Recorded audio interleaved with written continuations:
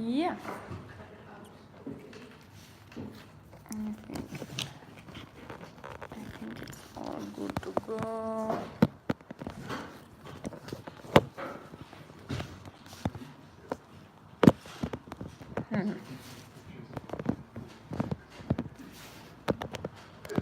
Wonkiness. Great. So thank you so much for having me here, and thank you for coming. Welcome. Okay.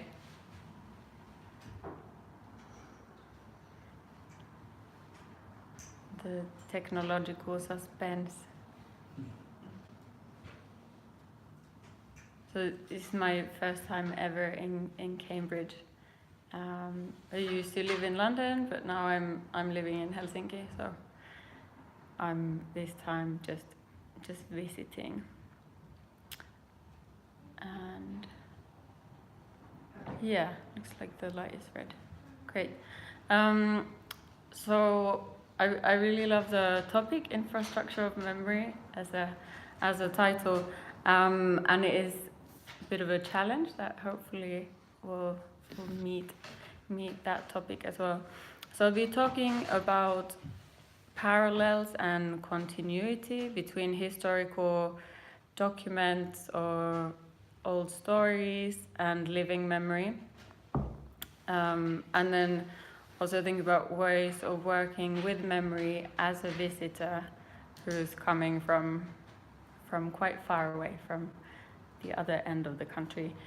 And I'll show you bits of a sound installation that I'm working with in collaboration with the Sami Cultural Foundation.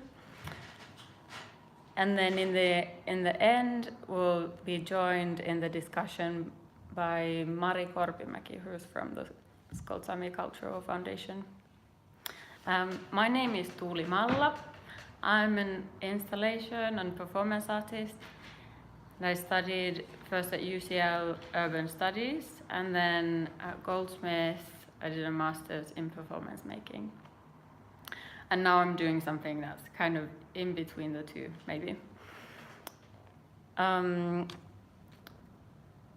so this seminar is also being streamed, and maybe some of the people we see in the pictures might be also kind of partly here with us.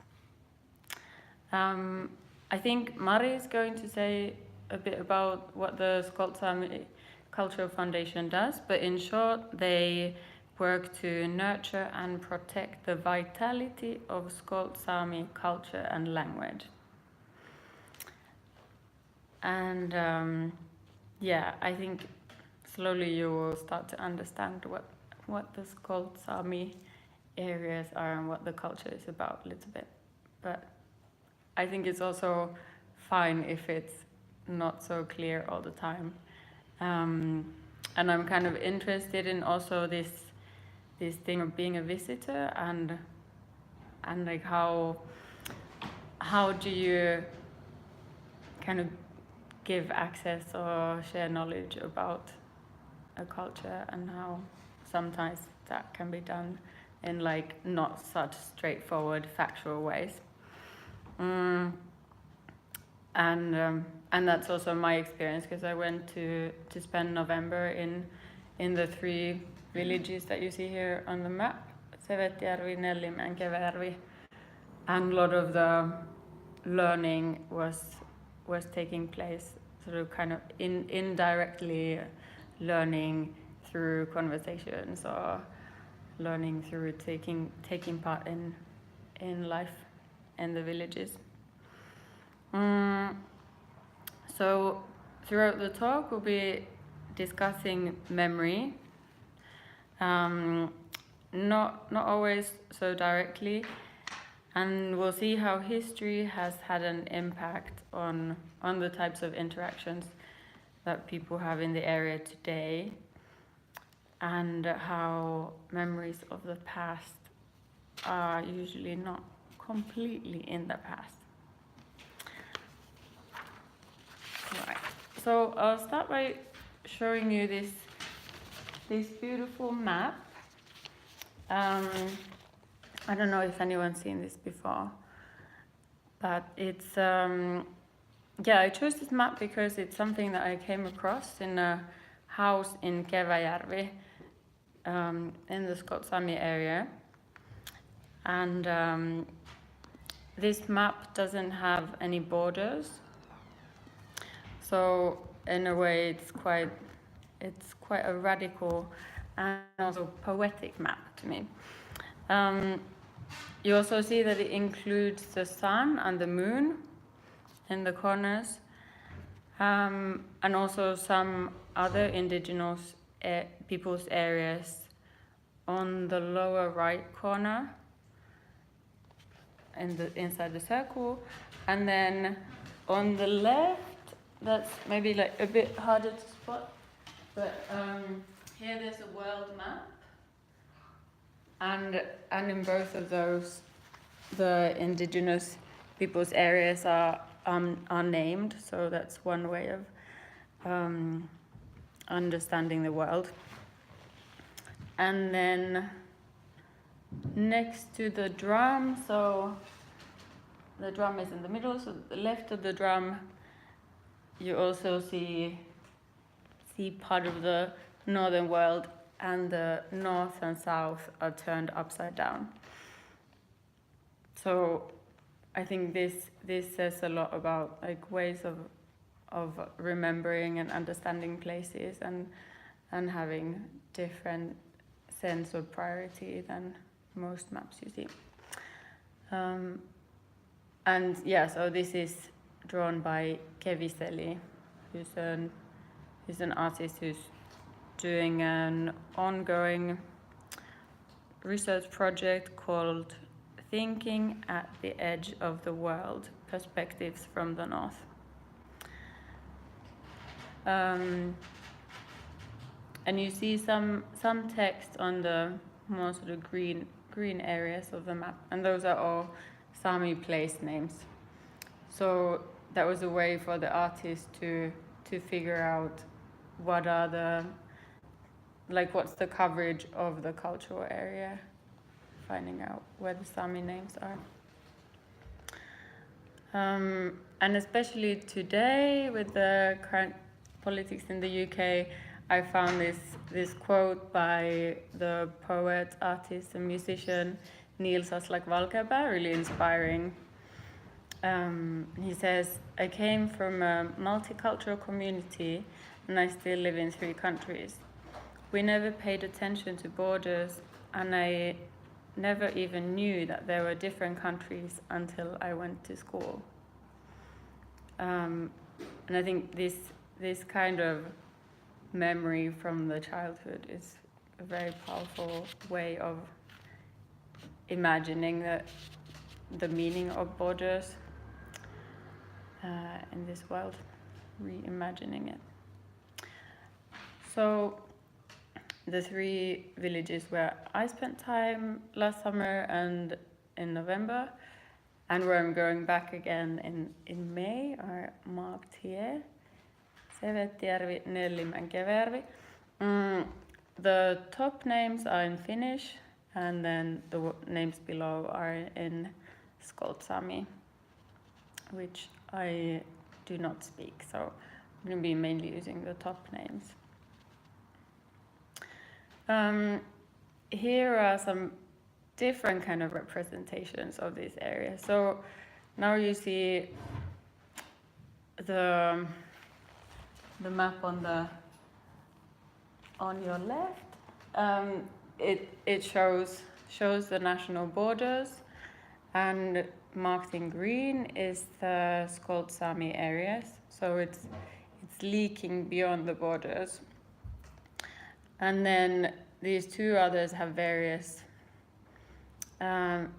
ways of sort of mixing the no borders, showing the Sami area as a nation in itself on the bottom right, and then the one above it again has completely ignored the national borders. so it's in a way I see this as a way of shaping a memory or sort of unlearning some of the ideas about nation states also. Cool. And then I would like to show you a video about a really significant technique of remembering, which is the Skolt Sami archive. So I'm gonna watch the video, see if the sound is on. Form a unique body documenting indigenous Skolt Sami land. Let's go to the very beginning. Do you think the volume is okay? Yeah, it's a bit tinny, the sound, but let's see. The Skolt Sami archive form a unique body documenting indigenous Skolt Sami land and water rights. Preserved for centuries, the archive consists of written documents and acts. The scroll was kept inside a casing carved from a tree trunk and stored in a secret location known only by 3 trusted elders. This is a story how the Skolt Sami managed to survive and to keep their environment healthy to these days by combining the written word with traditional laws. For millennia have the Skolt Sami lived in northern Fennoscandia. 700 years ago, surrounding nations began to assert their power and expand borders to Skolt Sami lands. The area is now divided between the national states of Finland, Norway and Russia. Skolt Sami learned quickly that most important for these newcomers was documented justification for land. To adapt to the new reality, the Skolt Sami began to invoke written contracts. The Skolt Sami archive consists of edicts issued by Russian emperors and the imperial government regarding the rights to pasture lands and the fishing territories. The oldest document is over 400 years old. These rights have never been ceded. It's a document between the Russian Empire or Russian government and in whatever form Skolt Samis were governing themselves at that time, recognition of your traditional governance system. The state of Finland did inherit responsibilities from the state of Russia, and I think to a certain extent there was a goodwill, especially after 1944 and the relocation, to mark these territories very clearly to be used only by the Skolt Sami. There's a potential there that it provides a very strong hard law document between relationships that you have with the state of Finland, state of Norway and state of Russia.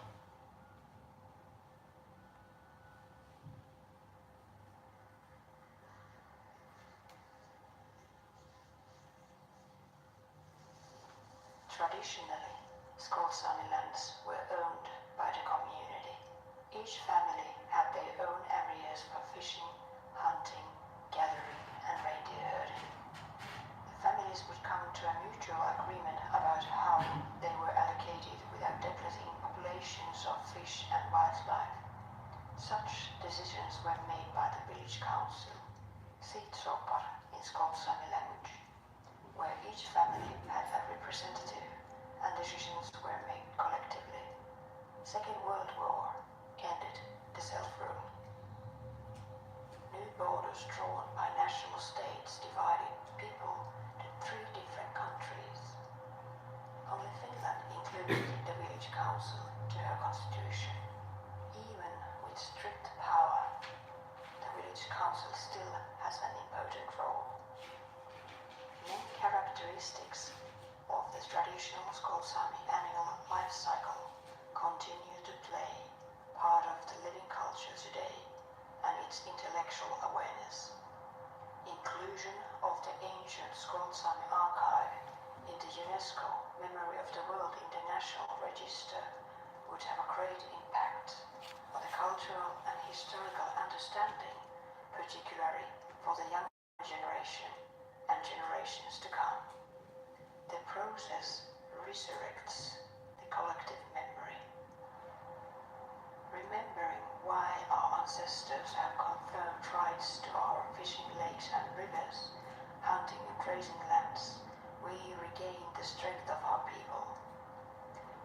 regain the traditional laws governing relationships with everything and everyone.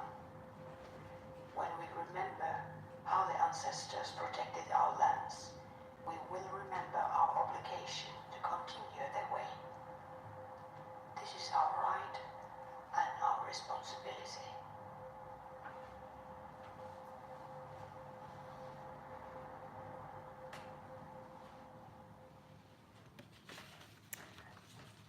So after this video was made, the archive did get it became part of the UNESCO World Heritage.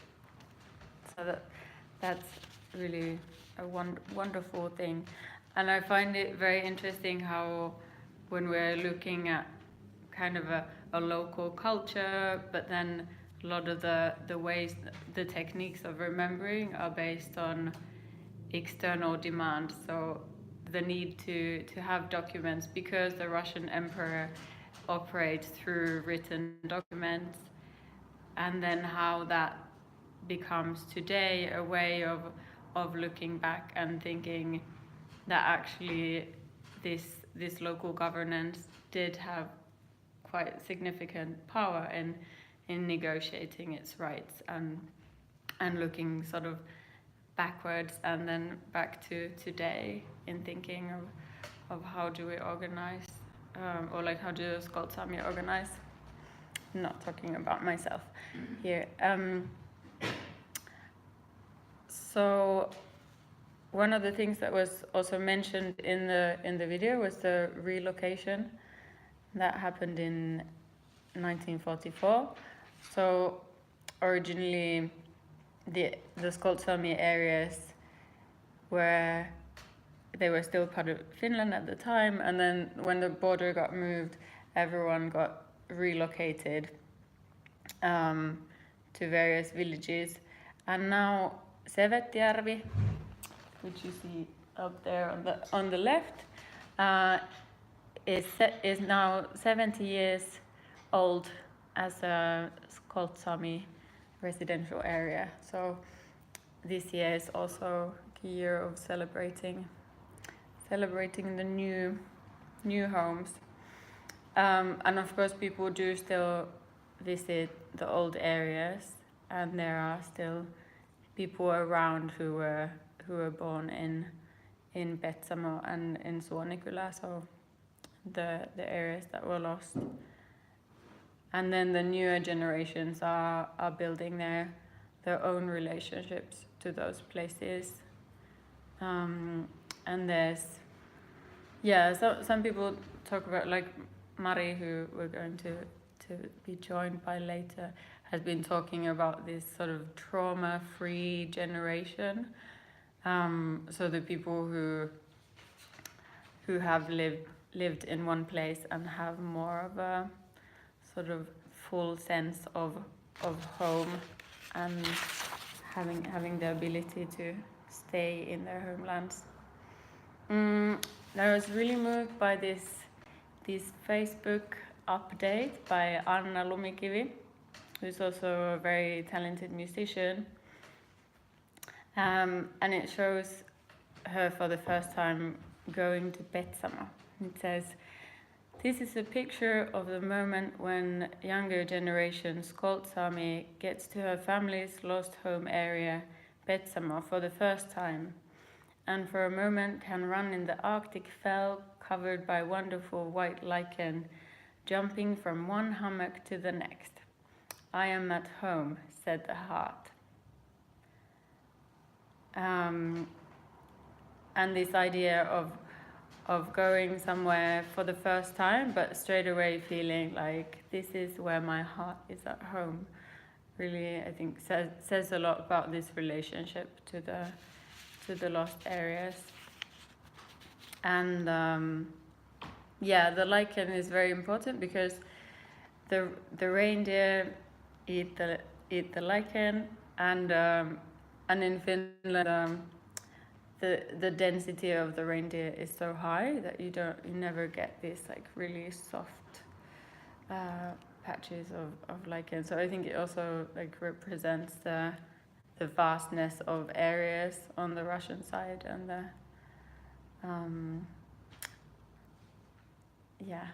how the nature is there. Right, so from there, let's see where I am. So in terms of internal decision making, the continuity has been really strong. So even though though people moved to different areas, they were mainly relocated so that people who were living in the same area were moved to live close to each other. And today, the Skoltsami Sida Council is still a traditional and ancient form of administration. It continues to be active and is with issues concerning the Skoltsami. And here in the picture, on the left, you see Veikko Fedorov, who's from Sevetjärvi and who's now the Skoltsami Sida elder in the term 2018 to 2020. And he's currently the trustee of the Skoltsami, also dealing with the issues concerning the community. And the village meeting deals both like internally in figuring out how to deal with affairs, and then they also prepare statements for the state and for municipal authorities. And I think this is really unique, at least among the Sami, to have still this functioning way of making decisions and being able to report back.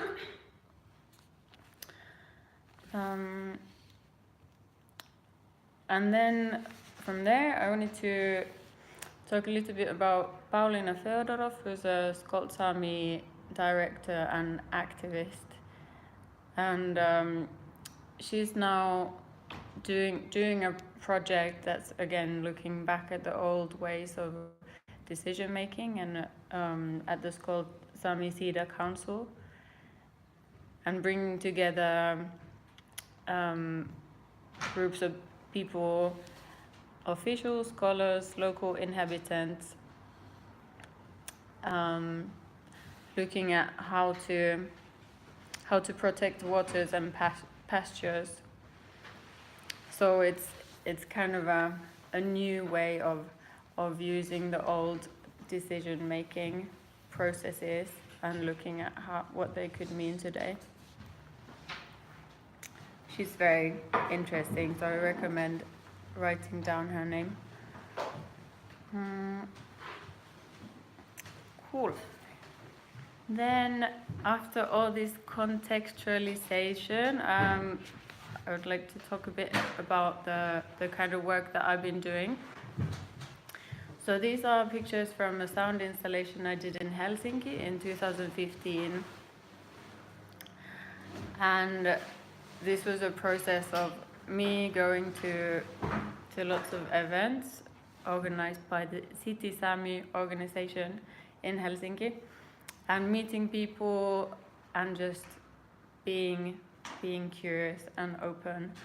And then together we were figuring out what kind of shape the installation would take and what kind of stories people would share. I'm going to show you a trailer of it. I think it's much easier than me trying to explain what it's about. So this was in a park in Helsinki.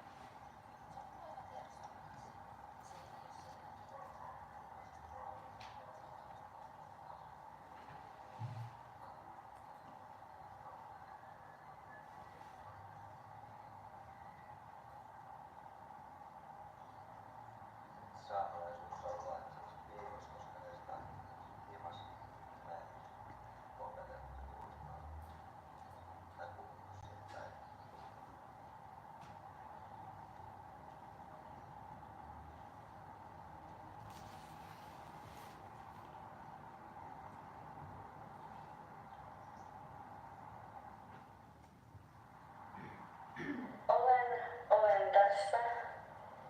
Vain kuulen tuulten hymyt ja halaukset. Onneni Mai, mistä tulet, minne menet, koska on katoa. Sehän on kun kolta tulee tuolta Petsamosta ja se on kuitenkin ollut niin kovasti Venäjän puolen vaikutteista. Niin se, This is also a Skolt Sami narrator who had been doing lots of research on family history. She's reading the different names. Romanin poika, Anastasia romanin tytär, Jefimi romanin poika, Ekaterina romanin tytär, Lyubov romanin tytär.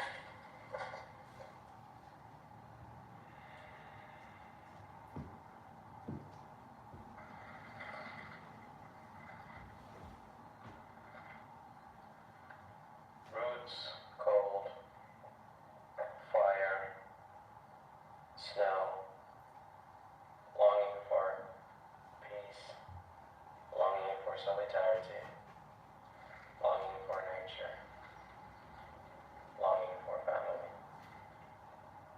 I wasn't born in Lapland, I was born in Africa.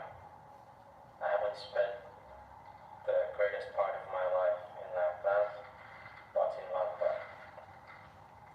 Still, every year, I find myself traveling to Lapland to my family. Still, every year, I feel how the cold north summons me.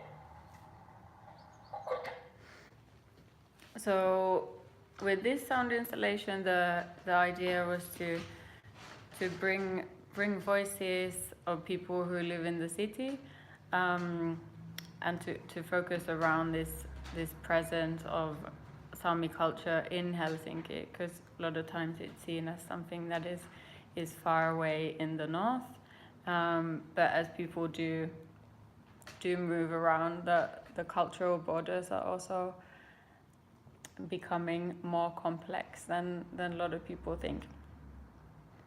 And then, so for me, in a way, this was much easier project because I also live in Helsinki and I could just like go and meet people at events whenever it was a good time for me. But then this time for the installation that we're now making for next summer, it was a lot more about like me completely living my life and going to live in the villages for quite an intense period in which I was then trying to meet people and build trust and figure out what kind of stories there were around, and then hopefully record some stories as well, and having so much everything was new. Like the place was new, I was driving in the dark, and all this, but it was a really amazing experience that I had there. Whoops. No, I'm pressing something wrong because I can't see so well. Right, so this is, these are pictures from the museum behind which the sound installation for next summer will be. And the image on the left, I think, shows really beautifully the work of Skolt Sami Cultural Foundation and how they're bringing back not bringing back, but keeping alive a lot of the traditions and this idea of like collaging the old and the new, and really not letting the culture be something that is inside a museum, just like between the four walls. And in the village there's also a handcraft workshop where they have amazing facilities for doing woodwork and working with textiles. So I was living in that building and hanging out especially with like men in the 60s and 70s who were doing woodwork, and we would like drink coffee together and hang out. And then another important place where people gathered, luckily around the time when I was also there, was the reindeer. I'm not exactly sure what it's in English actually. It's this like time when you gather the reindeer and mark the calves or the babies, and see which reindeer are going to get slaughtered. So that was for me as well like an important way of being part of actually, doing something practical together, and then some of my friends pointing out like this person has really good stories, and then me trying to navigate my way to that person who then didn't want to tell me the stories, but we had a great time anyway, drinking lots of coffee. And here's some pictures from the museum next to which the installation will be. And also as part of the collection of the museum, there is this boat that was made based on old photographs and stories and ethnographic notes. So it's this really like a collective memory project. One of the main makers was Arttu Niemenmaa, who's in the picture with his Skoltsami wife and kids. And this carpenter is now working with me also on the installation. And if you're interested, there's this article about the making of the boat. Let you take a picture of it. Cool. So here's some snowy images from the area where the installation will be. And with some of the villagers who got interested in being part of figuring out how to make this installation happen, we were just wandering around and seeing what was in the place, and then imagining how the stories would resonate from the place. And we found some of these hollow trees, and they turned out to be really good places for putting a speaker inside. And here we were also being taken around to see what kind of wood would be good material for creating these kind of echo chambers for the voices. So it's about kind of gathering stories and then planting them into the place, and that being in the context of being next to a museum. So there's this multiple direction into which the memories are moving to. Maybe we can listen to a couple of the recordings. Let's start with something that comes from the areas that were lost. And this is someone who is born in the village of Puska in Petsamo, and this Leut, which is a Skoltsami memory, kind of a memory bank. This Leut is from there.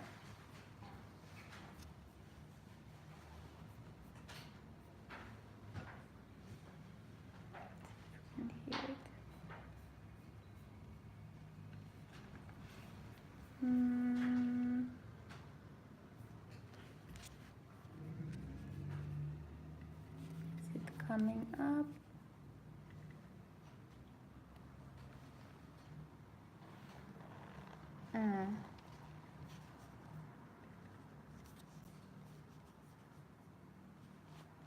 Let's see, maybe the volume is too low.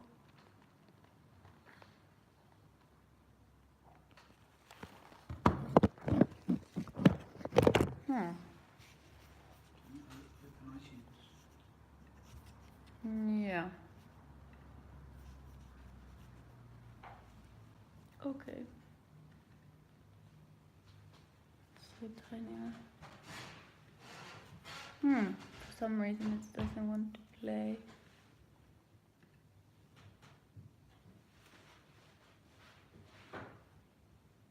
That's strange.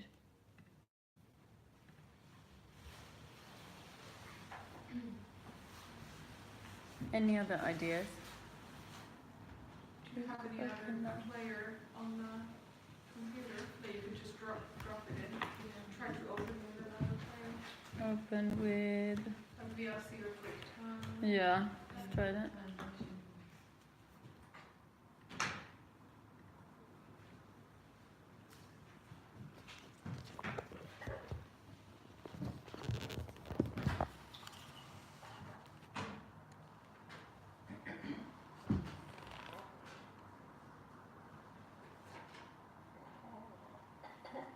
Lukko, lukkariku, alje vuosse viiva vaatsatin.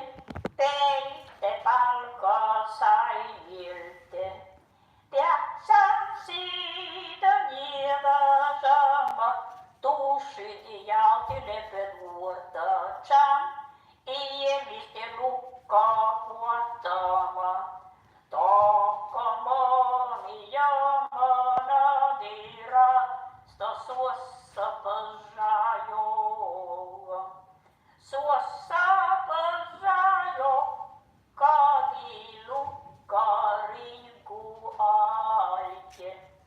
Valdotti maasasa, moti valdotti di lukkasa.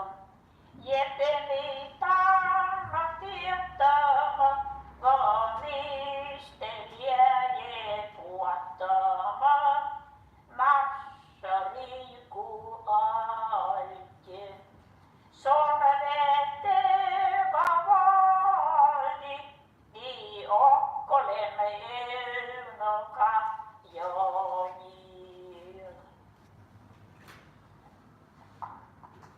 Kiitos. Joo, tämä oli Puskan kylästä. From the Puska village. Boris Jefremov laatima. Written by Boris Jefremov. So this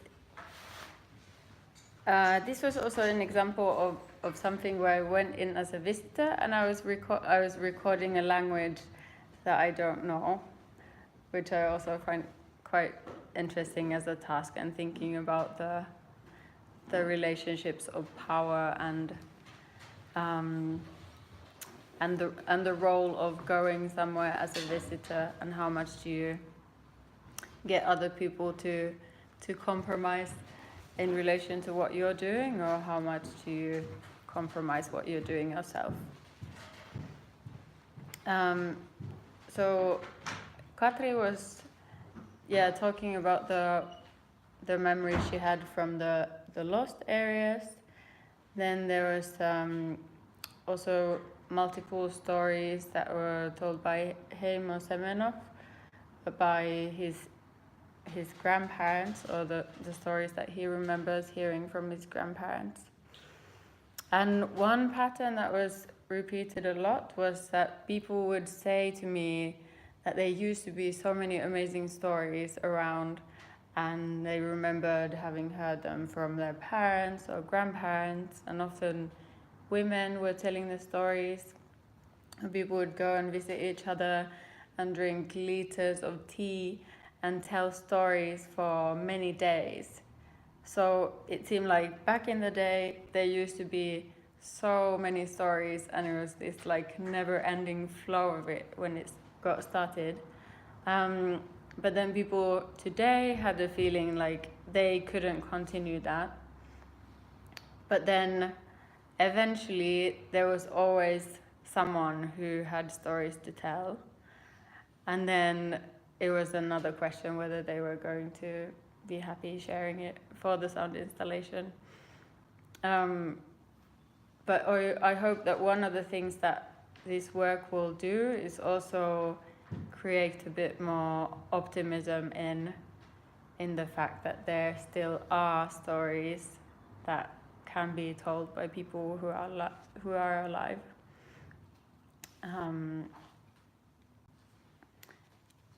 then, if you're interested in finding out more about the Skolt Sami stories, I really recommend this film called Kaisa's Enchanted Forest, which is made by Robert Crotte. And strangely, this film and the filmmaker also has a link to the UK, because I think Robert Crotte was in the UK when the Skolt Sami were being relocated, and he got a letter about this, and then was raising funds to help the Skolt Sami. So it's not so far away in the end. And one of the things that was really important for me when I was working in the area was being sensitive to the fact that people in this area have been researched quite a lot. So people would often go there with some research questions and then leave and probably not really bring much back to the communities. And I met a lot of suspicion also for myself, and we discussed this. And here's some guidelines by Helga West, who's a Sami journalist, asking, where does the need for the research come from? How do you ensure that your research does not burden already burdened informants and Sami communities? And then lastly, who benefits from the research? The Sami community, society, or the researcher? And then she also shared one of her responses to figuring out how to say no to a researcher who was writing to her. So I think a lot of times people do want to be polite and say yes, but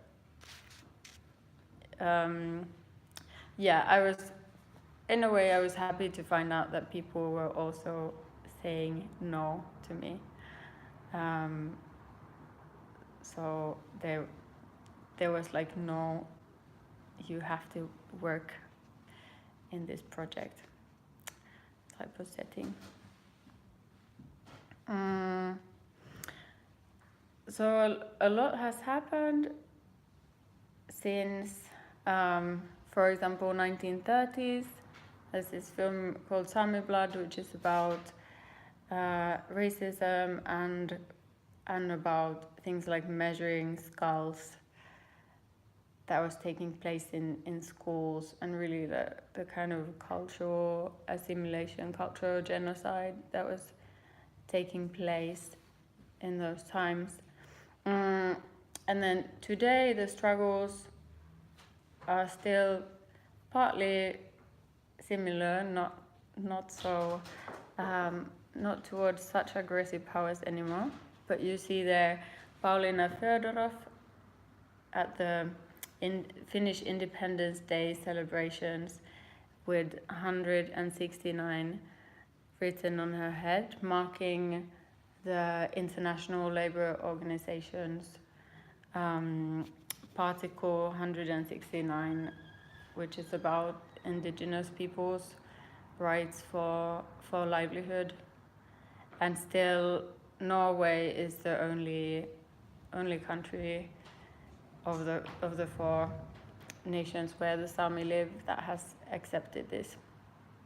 So there's still quite a long way to go. But now I think research and education are becoming more sort of within the community, or with the community as a central part of it, instead of taking place somewhere on the outside. And I think personally I'm still kind of a little bit confused about how good it is that I'm working with these subjects, or how to do it in a productive way, because of this dynamic that tends to happen. So a lot of times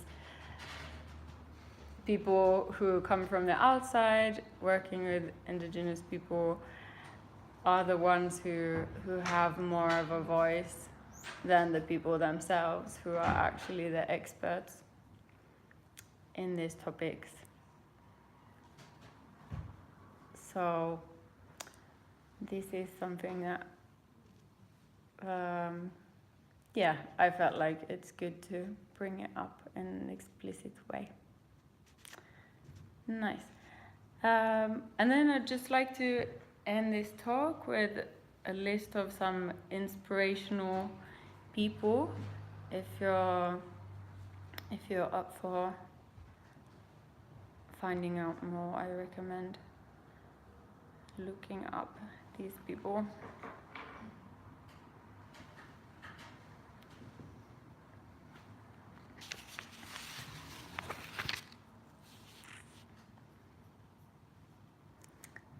Cool. And if you want to see this list later, I can also show it to you. Thank you. I think that was that, and we will be joined by Mari on Skype. I feel like I talked about a lot of things, but now we have time to discuss and then sort of weave together what it was. So let's. Hello. That's my face.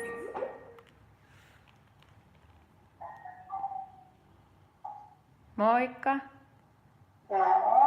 No niin, tervetuloa. Welcome. Thank you. I hear your voice, like from the sky, and I think I should put down I'm watching the stream at the moment as well. Okay, so maybe I put down the stream. Yeah. Good idea. Yeah. Okay. Yeah. Good. Would you like to introduce yourself? Yeah, sure. Do you see me like this? Like, turn around, Tuuli. Turn around. Do you see me like this? Like the big light ball in my head? Orbit or something like that? Oh, Is yes. it there? Little bit. Okay, maybe I should move. Should I? I think That's my grandmother. I think it's okay. Is it? Yeah.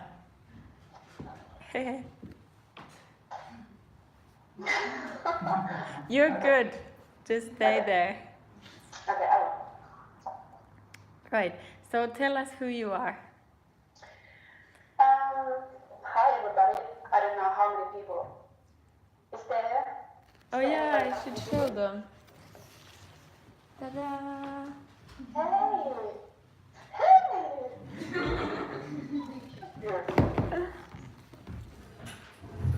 My goodness. Have you been having fun, Tuuli? Have you? Sorry? Have you been having fun with Tuuli? Oh, yes. Can you put the camera a bit down, then I can see? Yes. Good. Okay, Thank nice. you. I love the situation that I see you and you see me. Better? Yes. Good. Okay. My name is Mari, or as we say in Sami language, my name is Marji. So, I've been used to call my name as Mari, so you can do that as well, or Mari, or Marji, or what you like. And I'm working for Sami Cultural Foundation, and we have a website. Tuuli may write it down. It's I say it Finnish www.kolttasaamelaisat.fi. There are some English text as well. Not so much. We would like to have more in English as well, but well, the website is quite new, and most of the material is in Finnish, but also in Scots sign language. So you can find us from there, and also from Facebook. We have quite active Facebook page, and also we are in Twitter and in Instagram. So we are there where everybody else are. And I met Tuuli like 3, 4, 5 years ago. Maybe 4 years ago. Maybe 4 years ago, yeah. And Tuuli was doing her first installation, or planning to do that. I'm not quite sure in what stage you were at the moment, or then. But anyhow, we met at the event of Skolsami movie called Kottakino, and Tuuli was like she is, outgoing, happy person, and said hello and said that I'm Tuuli and I'm doing this and that, and I'm interested to learn about you and your culture. So that was really kind of good beginning to everything, like being willing to learn. So there wasn't any feelings that she is. I can't really put this in words. Sorry about that. I had a good feeling about what she's doing. Let me put it that way. Do you understand what I mean? Yeah. Being as an indigenous and being part of people who has always been quite invisible. So giving us a voice is something like what we need. And Tuuli doing this kind of project where she is coming to the villages and meeting people in time. She has been spending there like probably 1.5 months already. One period at the summertime and one at the autumn, at the very darkest season in Sevettijärvi, up north. So cheering up the little village of 350 people, having this kind of sunshine coming there in the darkest month of the year. Stop it. Stop it already. No, go on. Yeah. Well, I'm being honest. What I have been heard that what kind of relationship with villagers and Tuuli has been already. It's a very good and very fruity, I would say. And I'm really interested to hear what kind of stories people have been telling to Tuuli, probably in Finnish, probably in Skolsami. Is there any other languages? I don't know. Are there any singing? Are there leut? What is traditional Skolsami music tradition? What is there? I don't know. Nobody knows except Tuuli and the people who she's been talking to. But this is a really unique concept, and I hope you have some kind of, at least if you don't come to Sevettijärvi to experience this installation, you will follow that online. I don't know what what we are going to do with the net and web. But I think there's going to be some kind of interaction. What do you think, Tuuli? Some kind of online installation, you mean? Yeah, maybe something. What kind of plans you have? Yes, I think there needs to be something like that.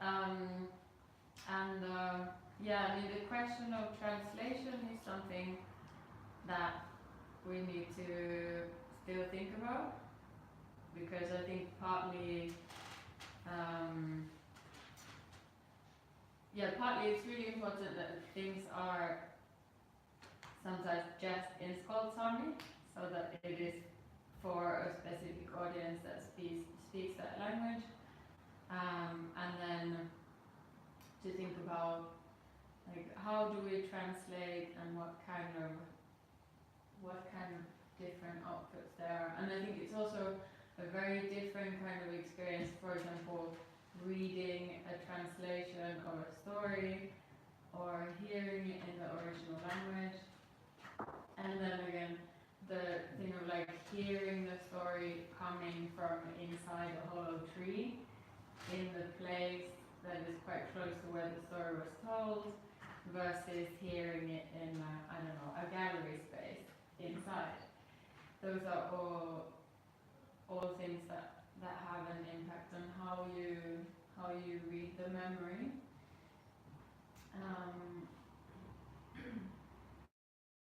But at the same time, we also want to share it more widely than just in those two languages. Yeah, for this installation, it was all in Finnish and Skoltsami.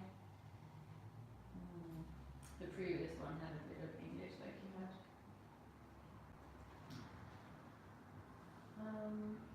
Do you have questions?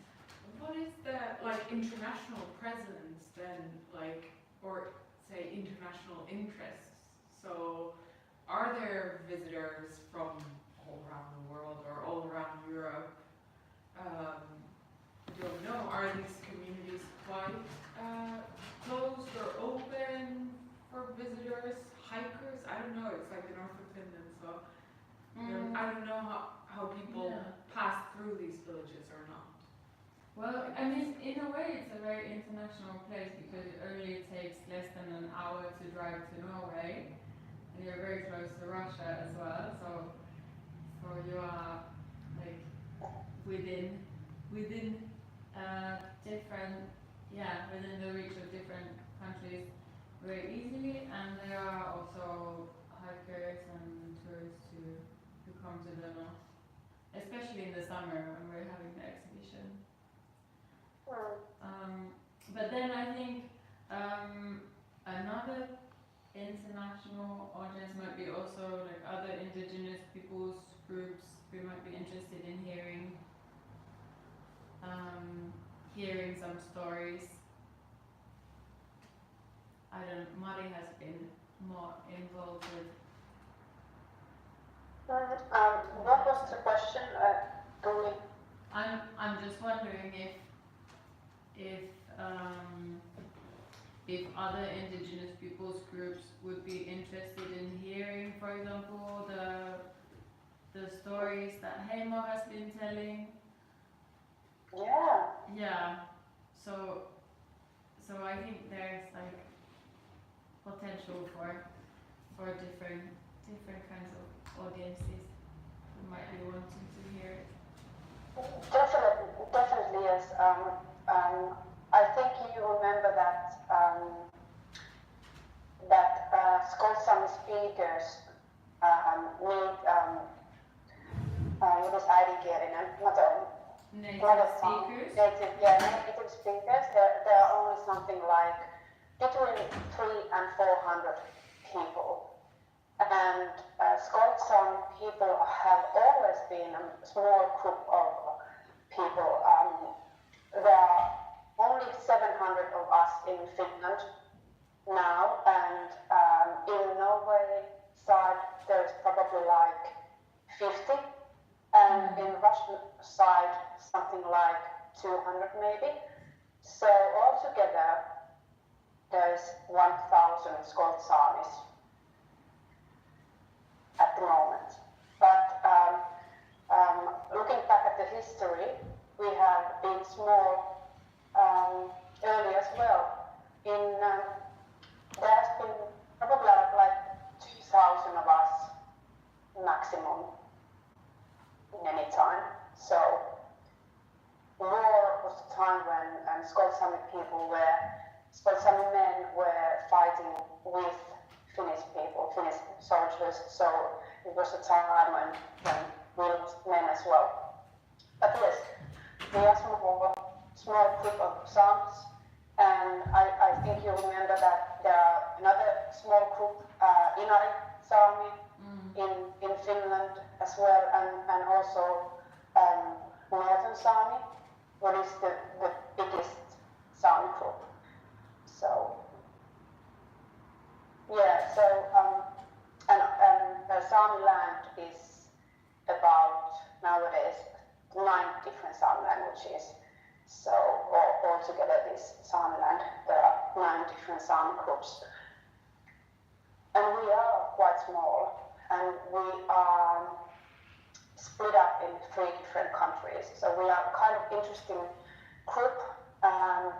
We have always been interesting group, like Tuuli has been introducing us, that there has always been tutkija, Researchers. researcher in the family member. So that's the old joke, but it's still kind of true, not that much anymore. But there are some hands over there. Some questions maybe? Yeah. I'd like to ask about the written language. We've heard a lot about spoken language. Would you tell us about some publications, like is there a grammar, is there a dictionary, are there poems and plays and fiction being written in Skoltsami? Very good question. The written language was born on 70s, so it's quite young, and it has been developing since that. And nowadays, it's developing like in big steps. We have dictionaries, and we have some online dictionaries, and as well. We have some books and literature, but not that much, and we are trying to get more. We have a project that we would like to inspire Skoltsami people to write to Skoltsami children and youth. And also now I'm talking about Skoltsami Cultural Foundation. We have a dream that in the future we would have books for adults as well, because we don't have any. We have some translated material, translated books, but the stories, what we need is Skoltsami people writing for Skoltsami people. That's what we need. Yeah. So I first have a question, because it's probably I'm just ignorant about it. So what's the difference between Lapland and Samiland? Is Lapland only like in English, in the use of English, or is there a similar word in Sami languages that is close to Lapland? Yeah, that's a good question as well. Finland is divided in, Tuuli help me with this, maakunta or kunta, municipalities? Yeah, maybe municipalities. Or areas? So I read that is one of them, it's called Lapland, but I also I remember reading that it's actually an older kind of regional word. Yeah, I mean, I think today it has more to do with, like, if you say Sápmi, it's about recognizing that it is an indigenous area, and then Lapland is maybe something that is used more in tourism and it's, how would you say, less politically sensitive word. More just a geographical description, I think, because you have Lapland Yeah. not only in Finland but Sweden. Yeah, exactly. Yeah, that's why. I think it's just a geographical term more than a politically loaded one. I mean, like, yeah, I guess it's, you could use Sapmi also for the geographical areas. Yeah. So, yeah, both are used. I mean, among Sami people just use Sapmi. Really. Yeah, or Sami, yeah. Can I add something? Yes. If we are reading of books like which are really old, like 50 years old or so, or more, we can read the word Lapland, and when we are talking about people, we can read the word Laps. Yeah. So, and those researchers has been studying Sami people. But the word they have been using was Laps, or maybe Laplanders, or people who are living up north and are quite, they are living in teepees or laavu, as we say, and living quite primitive kind of life. So the old word researchers has been using is Lapland and Laps. So, and they have been talking about Sami people. Sami is a really, really old word. It has been in our languages. I mean, now some different Sami languages for ages. I think we can find the facts if we like. I don't have it right now. But anyway, we have been calling us as Sami. We Scottish Samis are Eastern Sami because we are living in the East, and there are Western Sami, Scottish Sami and Inari Sami and Kildin Sami are Eastern Sami languages, and the Western Sami languages are those you know. So we have been calling us as Sami, but the researchers has been calling us as Laps or Laplanders. So that's why you probably, if you are studying Sami people, you'll find the word Laps. So, and it's okay, it's the old-fashioned kind of word, but we don't use it anymore. We don't want us to be called as Lappalainen or Laps. No way. Yeah. We are Sami. We are Sami, we want to be Sami, we have always been Sami, so forget the word. Yeah, thanks for the clarification. And can I just ask quickly another question? So relating to reaching out,